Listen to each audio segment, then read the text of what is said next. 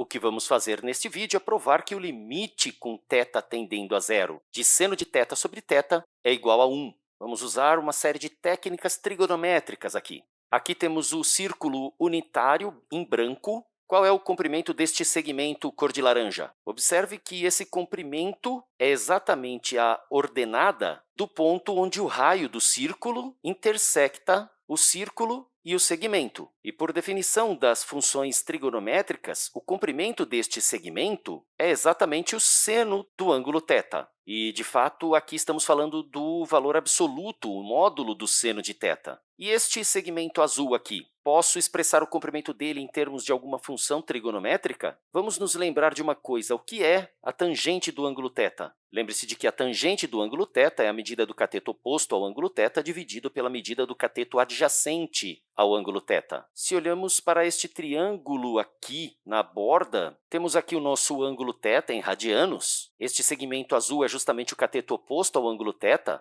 e o cateto adjacente ao ângulo θ é justamente o raio do círculo, que é 1. Então, aqui, a tangente do ângulo θ é exatamente a medida do cateto oposto ao ângulo θ. E, tal qual antes, este é o valor positivo para a tangente aqui no primeiro quadrante. Mas eu quero trabalhar aqui com situações envolvendo o primeiro e o quarto quadrantes. Então, eu vou usar aqui o valor absoluto da tangente do ângulo θ. Vamos pensar sobre alguns triângulos e as suas áreas aqui. Vou desenhar um triângulo aqui para começar, e um triângulo acompanhando aqui como se fosse uma fatia dessa torta do círculo. Este triângulo aqui, vamos pensar sobre a área dele. Vou achurar a área dele aqui para que fique fácil de entender e qual é a expressão que determina essa área. Lembre-se de que, para calcular a área de um triângulo, podemos fazer 1/2 vezes a base vezes a altura. Sabemos que a altura é justamente o seno de θ. E sabemos também que a base aqui é o raio do círculo unitário, é 1. Então, a área aqui vai ser 1/2 vezes a base, que é 1, vezes o seno de θ, que é a altura. Seno de θ em valor absoluto. Reescrevendo de forma simplificada aqui, estamos falando do módulo de seno de θ sobre 2. Vamos agora pensar na área deste setor circular aqui.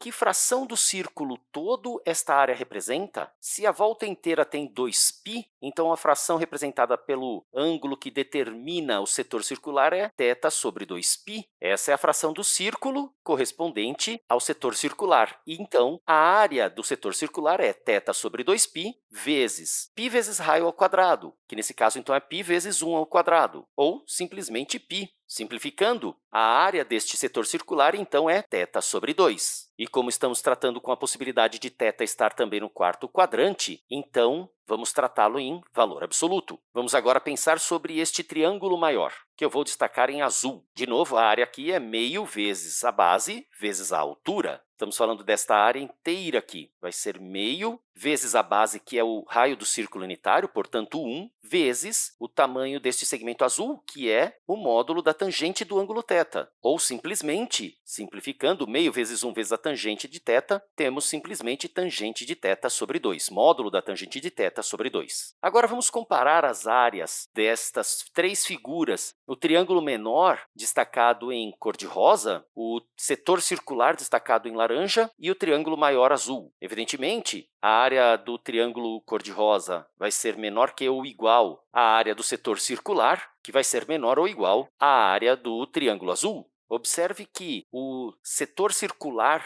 tem a área do triângulo cor-de-rosa ali, mais esta cunha aqui, e o triângulo azul inclui a área do setor circular mais esta outra área externa aqui. Desta forma, podemos visualmente identificar que esta afirmação, estas desigualdades, são verdadeiras. Agora, eu vou fazer um pouco de manipulação algébrica. Vou multiplicar tudo por 2 para, evidentemente, simplificar aqui, de maneira que, ao reescrever, vamos ter o módulo do seno de θ menor ou igual ao módulo de θ menor ou igual ao módulo da tangente de θ. E aqui, na tangente de θ, que é seno de θ sobre cosseno de θ, então podemos escrever módulo do seno de θ sobre o módulo do cosseno de θ. Esta fração substitui o módulo da tangente de θ. Agora, eu posso dividir toda esta desigualdade pelo valor absoluto de seno de θ. Observe que estou dividindo por um valor positivo, então não vai modificar o sentido das desigualdades. Escrevendo, então, módulo do seno de θ sobre módulo do seno de θ, módulo de θ sobre o módulo do seno de θ, e esta fração final multiplicamos por 1 sobre o módulo de seno de θ, que é a mesma coisa que dividir pelo módulo de seno de θ. O que é que vamos conseguir com isso? Bem, aqui nós temos 1. Aqui no final, cancelando o seno de θ com seno de θ, temos 1 sobre cosseno de θ. Meu próximo passo é tomar o inverso de cada membro das desigualdades, mas eu preciso me lembrar de que quando eu inverto os membros das desigualdades, o sentido delas tem que ser trocado também. Começando por aqui, o inverso de 1 é simplesmente 1. Agora, o sinal que era menor ou igual passa a ser maior ou igual. O módulo de θ sobre módulo de seno de θ passa a ser módulo de seno de θ sobre o módulo de θ. E isso vai ser maior que ou igual o inverso de 1 sobre cosseno de θ, ou seja, cosseno de θ. Retomando, estamos falando do θ aproximando-se de zero pelo primeiro ou pelo quarto quadrantes. Se estivéssemos no primeiro quadrante, então θ é positivo, e o seno de θ também é positivo. Por outro lado, no quarto quadrante, θ é negativo e o seno de θ também é negativo. De forma que escrever esta expressão com os valores absolutos é desnecessário, porque se eles têm sempre o mesmo sinal, ao dividir, isso vai dar um resultado positivo. Olhando para o cosseno, também podemos tirar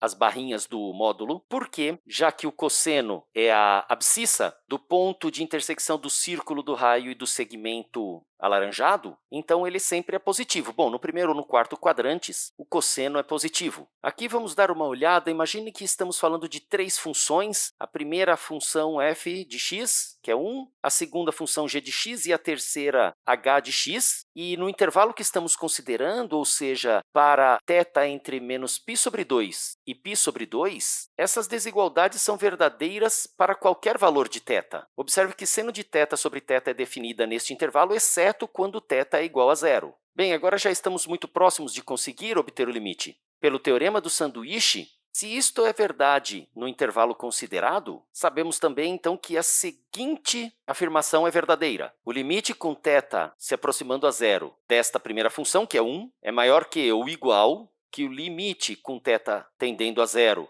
de seno de θ sobre θ, e é justamente nesse limite que estamos de olho, e ele é maior que ou igual ao limite com θ tendendo a zero de cosseno de θ. Bem, este primeiro limite aqui é claramente igual a 1, o segundo limite é justamente o que estamos estudando, e este terceiro limite, limite de cosseno de θ quando θ tende a zero, já que o cosseno de θ é uma função contínua, então o cosseno de zero sendo 1, este limite vale 1. Então, o limite que estamos estudando vai ser menor que ou igual a 1 e maior que ou igual a 1. A conclusão a que chegamos é que este limite tem que ser exatamente igual a 1. Pronto, até o próximo vídeo!